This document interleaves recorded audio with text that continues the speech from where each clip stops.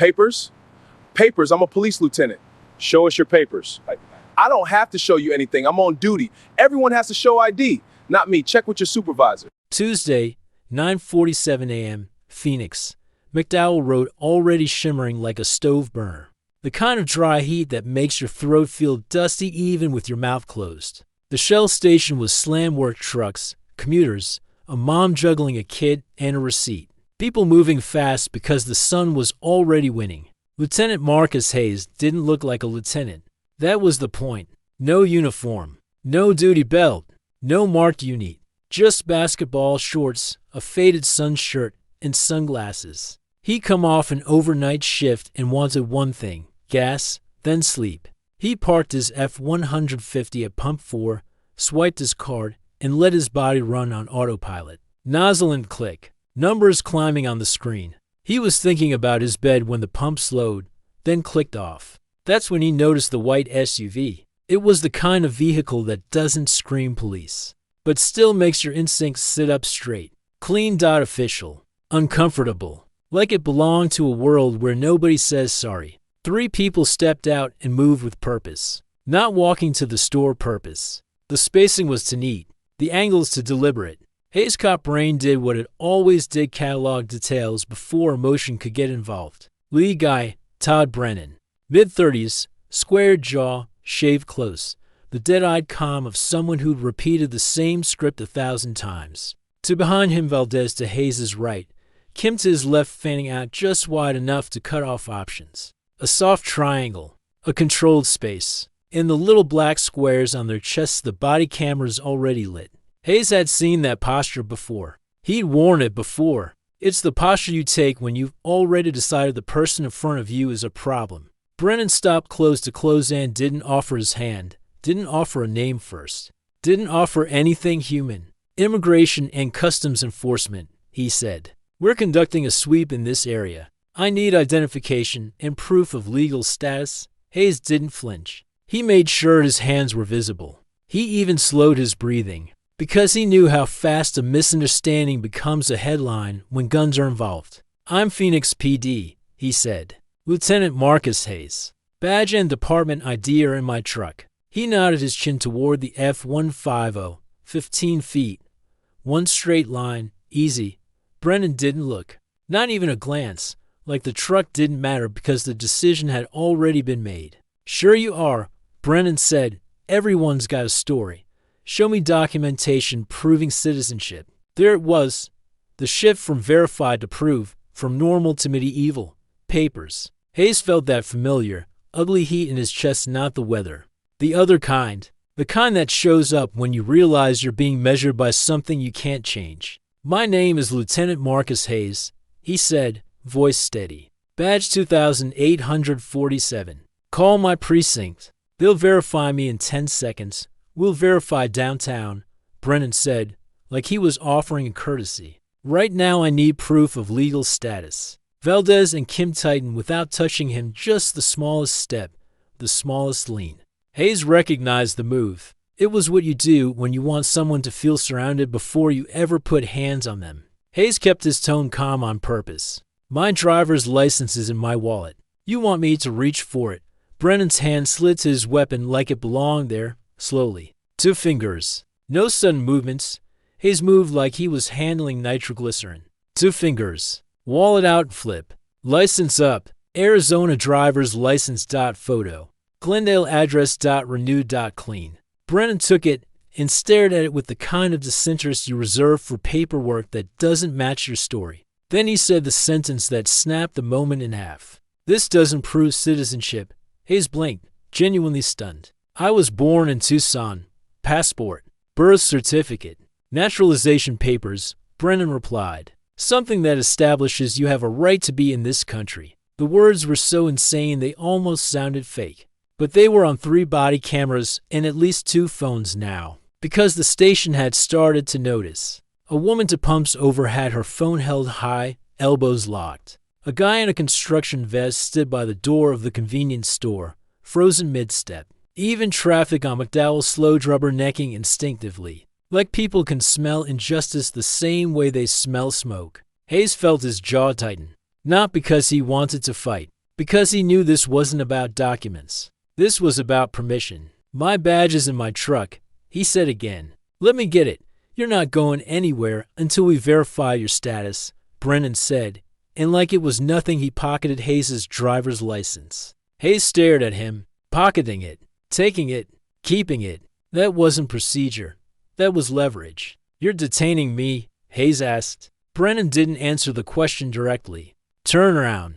Hands behind your back. Hayes didn't move. He didn't puff up. He didn't put his hands on his hips. He just stood there at pump 4, in shorts and a sun shirt, and forced the moment to become official. On what grounds? He asked. What reasonable suspicion do you have that I'm here legally besides the color of my skin? There it was. Out loud. In public. On camera. For half a second Brennan's expression twitched annoyance, not guilt. Like Hayes had broken the rule by naming it. Valdez jumped in with the intelligence line. Something about illegal employment in the area, authority to verify status, operation protocols. A wall of words meant to sound lawful. Hayes looked at him like he was watching someone recite a bedtime story to cover up a crime. Intelligence, Hayes repeated. So you saw a black man buying gas and decided that was enough. Brennan's voice hardened. Turn around. Hayes didn't. He made sure his hands stayed visible, palms open, and he raised his voice, not yelling, projecting. Command voice. The same voice he used on scenes when chaos was trying to swallow everybody. Call my precinct, he said. Central Precinct. Ask for Captain Williams. Tell him you've got Lieutenant Marcus Hayes detained at Shell on McDowell. Do it now. Let's clear this up. Brennan reached for cuffs. That's when Hayes made a choice not to resist, but not to cooperate in a way that let them rewrite reality later. He planted his feet, lifted his hands slightly higher, and spoke like he was reading a statement into evidence. I am not resisting. I am not fleeing. I am invoking my Fourth Amendment rights. You have no reasonable suspicion to detain me. You have no probable cause to arrest me. I am a Phoenix Police Department lieutenant. He paused just long enough for every camera to catch it. If you put your hands on me without cause, he continued, you are committing an unlawful seizure. Brennan tried to talk over him. Authority, procedure, sweep. Hayes cut him off, sharper. What specific, articulable facts made you target me? He asked. Not the neighborhood. Not a vague operation. Me. What did I do? Silence stretched, and in that silence, everyone at the station understood something at the same time. There was no answer that didn't sound like profiling. Kim moved in from the left, reaching for Hayes' arm. Hayes stepped back half a step, controlled, not aggressive, hands still open like a traffic cop. Don't touch me, he said. I did not consent to any search or seizure. This is being recorded from multiple angles. 30 seconds. Maybe less, but it felt like a full minute because the air was thick with attention. Brennan looked around and saw phones. Witnesses, a scene. And instead of backing down, he doubled down. The worst kind of ego. The expensive kind. Subject is resisting detention. Brennan said into his mic, into the record, into the lie. Secure him? They moved at the same time. Valdez and Kim grabbed Hayes' arms. Brennan came in with the cuffs. Hayes didn't swing, didn't kick, didn't shove. He went stiff, dead weight, forcing them to manhandle him while he kept speaking for the cameras like a metronome. I am not resisting, Hayes said. I am being unlawfully detained. Lieutenant Marcus Hayes, Phoenix Police Department, badge 2847, United States citizen. The cuffs clicked, too tight. Hayes felt the bite immediately, the pressure that wasn't about safety, it was about dominance. They walked him toward the SUV, past the woman filming, past the guy on his phone narrating to someone else, past the stare of strangers who didn't know his name but knew this felt wrong. My truck, Hayes said, turning his head. Keys in the ignition, badge and service weapon locked in the console. My vehicle is unsecured. We'll handle it, Brennan said. And then they shoved him into the back seat like he was cargo.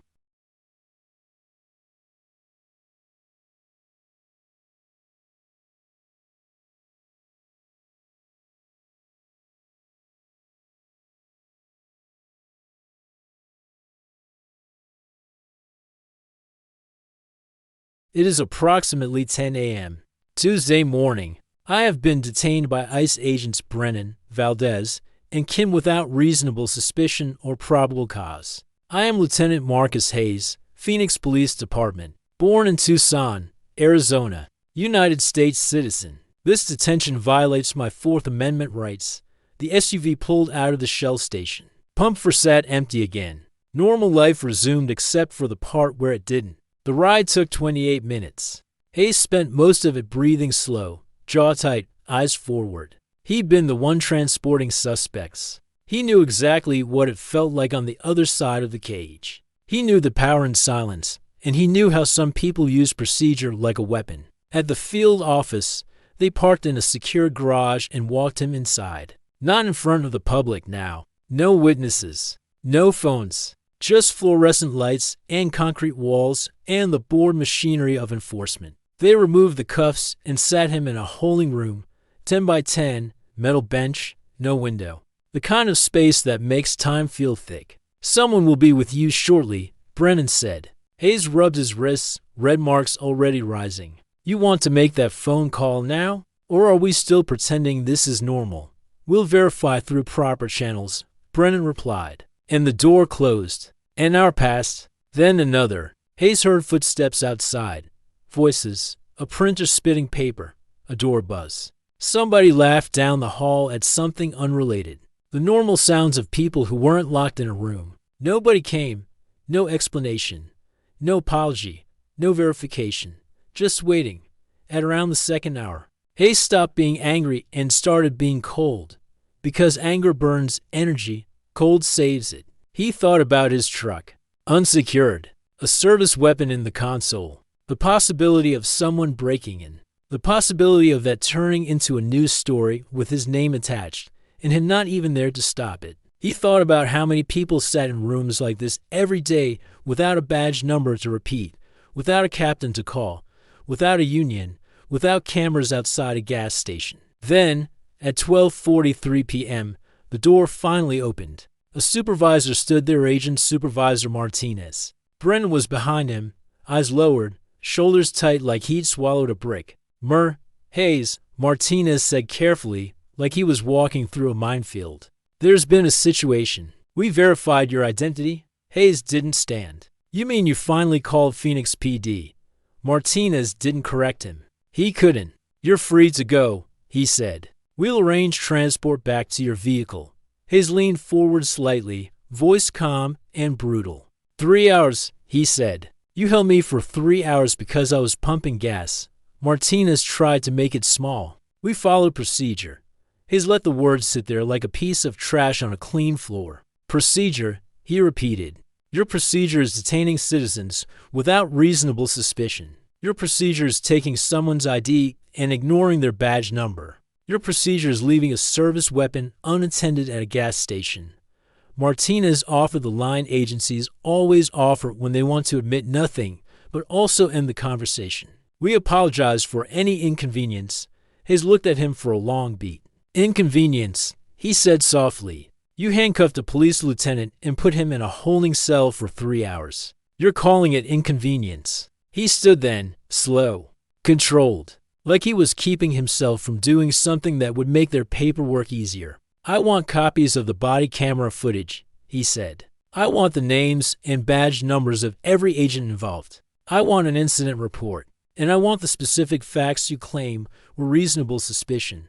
You'll receive appropriate documentation. Martinez said bureaucrat will give you the minimum and hope you go away. They drove him back to Shell in silence. His truck was still at Pump 4. Somehow not towed, not broken into, still sitting there like it had been paused in time. Hayes checked the console.badge.weapon. Still locked. He sat in the driver's seat for a moment with the engine off, hands on the wheel, breathing through the urge to rage. Because rage would feel good and solve nothing. What solved things was evidence.process.records.pressure. He started the truck and drove straight to Phoenix PD headquarters. Captain Williams took one look at him, shorts, sun shirt, the red marks on his wrists, and his expression changed instantly. Marcus, what the hell happened?